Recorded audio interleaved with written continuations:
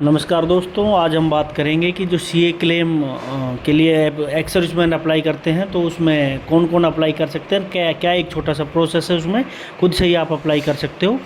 तो सबसे पहले आपके लिए कौन एप्लीकेबल है, ये एक्स सर्विसमैन, उनकी विडो और ऑर्फन डिपेंडेंट, जो अनाथ डिपेंडेंट होते वो, हवलदार रैंक तक के जो सैनिक, इनमें एक्स सर्विसमैन एप्लीकेबल होते हैं।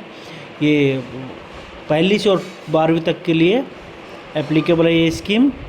और दूसरा एक शर्त इसमें यह है कि आप और कहीं से सीए क्लेम नहीं कर रहे हों। अभी हम बात करेंगे इनके डॉक्यूमेंट्स की कि भाई डॉक्यूमेंट्स क्या क्या रिक्वायरमेंट है।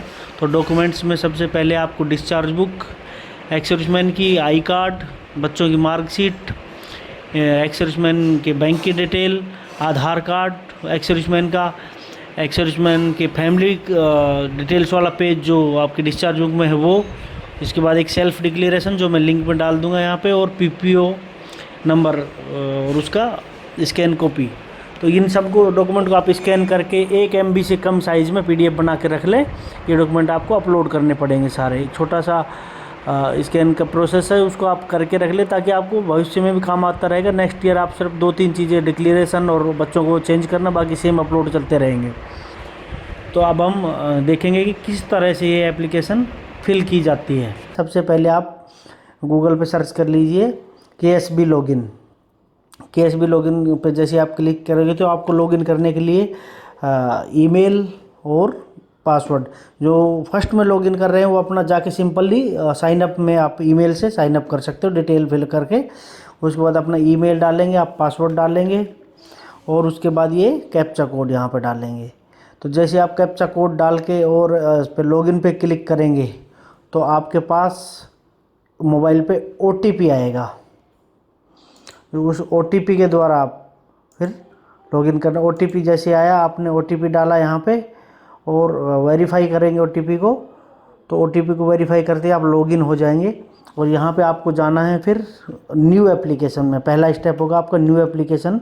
इसमें आप स्कीम सेलेक्ट करेंगे। स्कीम सेलेक्ट करेंगे financial assistant for education of children oblique window of ESM। नाम आपका फिल ऑलरेडी आ जाएगा, मिडिल नेम वगैरह भरे। यहाँ पे आपके सर्विस नंबर ऑलरेडी फिल होके आ जाएंगे।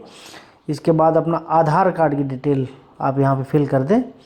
आधार कार्ड की डिटेल फिल करके इसके बाद आप यहाँ से अपना रैंक चूज कर लें।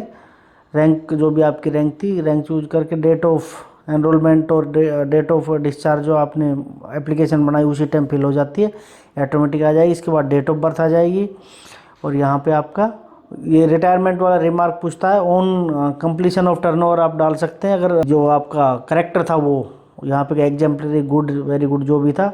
इसके बाद यहाँ आपको डालनी बेसिक। इसमें ये ध्यान रखना जो आपके PPO में बेसिक दी हुई है सिर्फ आपको ओनली बेसिक फिल करनी है। मैं जैसे 22,000 है, 25,000 है, तो 26,500 वो आपको यहाँ पे फिल कर देनी है।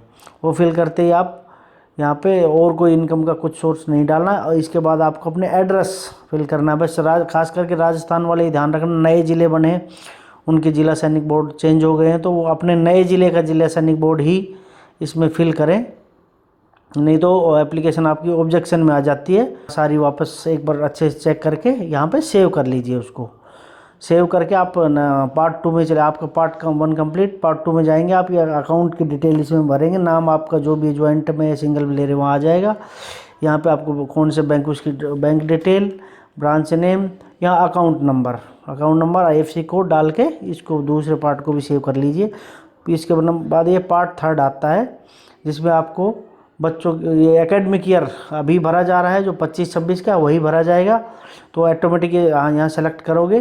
सेलेक्ट करते ही आपको फिर क्या है, कितने बच्चों के लिए अप्लाई कर रहे हैं वो ऑप्शन आएगा। तो आपका 1 बच्चा या 2 बच्चा जो भी है उसके लिए अप्लाई कर सकते हो। यहाँ पे आप बच्चों की डिटेल फिल कर दोगे, उनकी क्लास वगैरह, मार्क, डेट ऑफ बर्थ ढंग से एक बार देख के चेक करके फिल कर लें। उसको फिल करने के बाद अभी नेक्स्ट सेक्शन आता है आपका डॉक्यूमेंट अपलोड का। जो मैंने आपको 8 डॉक्यूमेंट बताए थे, अगर 2 बच्चे तो 9 डॉक्यूमेंट हो जाएंगे। तो वो एक एक करके डॉक्यूमेंट यहाँ से आप फोल्डर में एक जगह सेव कर लें और हर साल ये काम आ जाएंगे। आप एक बार सेव कर ले, सिर्फ बच्चों की मार्कशीट चेंज होगी, डिक्लेरेशन चेंज होगा। आप यहाँ पे एक इसका टर्म रहता है अंडरस्टैंड वाला, इसको आप टिक मार्क करके एक बार चेक कर ले पूरी डिटेल को, फिर सेव एंड फॉरवर्ड कर दें।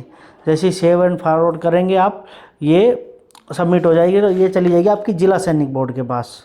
और जब आप लॉगिन करोगे तो ये यहाँ पे आपको दिखाई देगी इस तरह से। पहली एप्लीकेशन जैसे जिला सैनिक बोर्ड के पास पेंडिंग है, दूसरी में ये अप्रूव हो चुकी है, पेमेंट क्रेडिट नहीं हो, और तीसरी यहाँ दिख रही है आपको, इसकी पेमेंट आ चुकी है। तो इस तरह से आपको स्टेटस यहाँ दिखाई देगा। ऑब्जेक्शन में होगे तो यहाँ पे ऑब्जेक्शन लिखा आएगा।